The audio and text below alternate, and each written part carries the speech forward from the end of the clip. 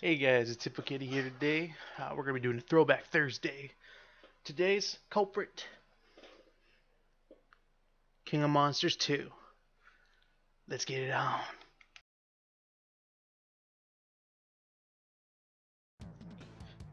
King of Monsters 2 has three different play modes. It has single player, versus, and co-op versus AI. We're going to be doing single player because I don't have anyone else to play with right now. In the game, you get to choose between three different characters: the robot gorilla, the giant lizard, and the giant strongman. We're going to go ahead and just show you the characters individually here. Each one of these characters has its own unique abilities. They have the different attacks, they have different special attacks, and they have different grapple attacks, which you can see here.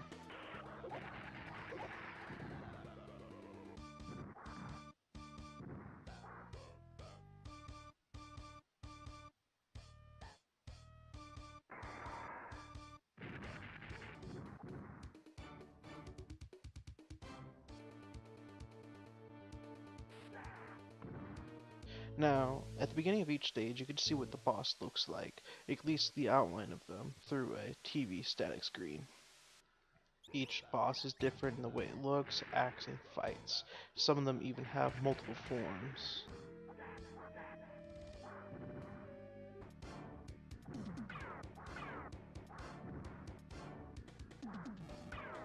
Now, the gameplay in general itself is pretty simple.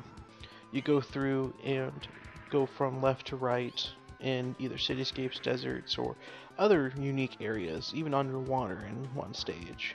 And you destroy buildings to gather power-ups and level builders, which the level builders are to increase your health. Now, when playing, if you have an empty area, it's recommended that you actually go ahead and hold the L button, the L shoulder button, to build the power up. Now, with this power up, you could use your special abilities, but only when it's fully powered. If you try to use it without it, it will just keep building it. Story-wise, the game is cliched at best. An alien race comes to Earth to take it over, and it's up to these three giant creatures to defeat it. That's pretty much it. Now, with all this gameplay, you can see that there are different types of enemies, each level having enemies unique to it. Some do cross over from place to place, but for the most part they're unique to the stages. Speaking of the stages, they're pretty general. Like, I don't remember there being a Mount Rushmore in a desert in Arizona. Now, they just name them based on the areas, though some of them are more creative than others, and the creatures in them usually fit with the area that it was from. Now, let's get down to the basic gameplay.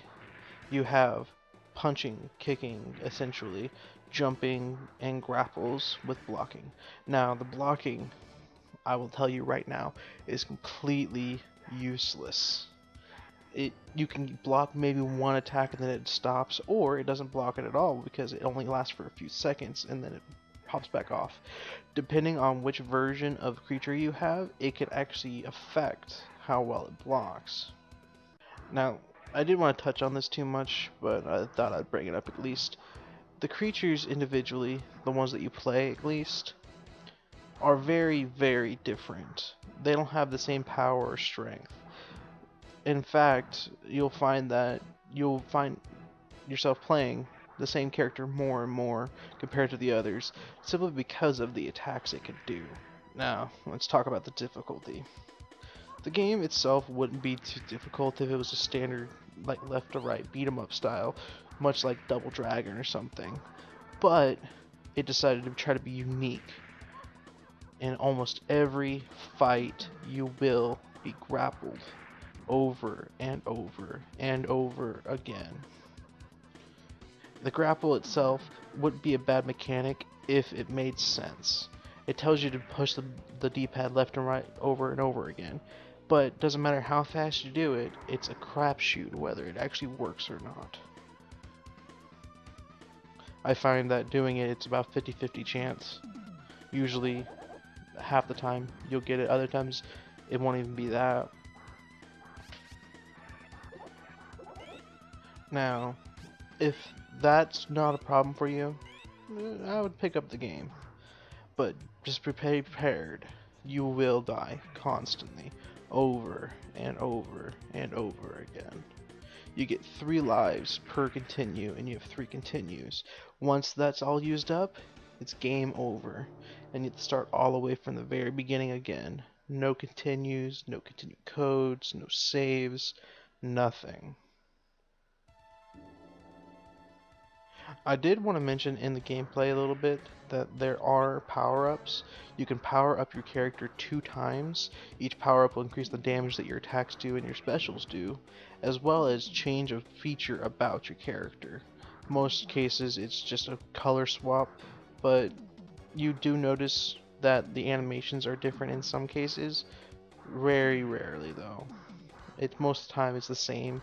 The animations that change usually are in the grapple attacks, but good luck trying to get those to work for you. The game isn't terrible. It's not amazing.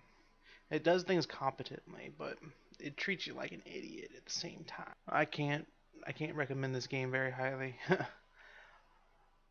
It's gonna be a 2 potato rating.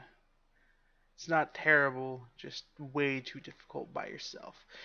If you have someone to play with, it makes it a lot better, but still not good.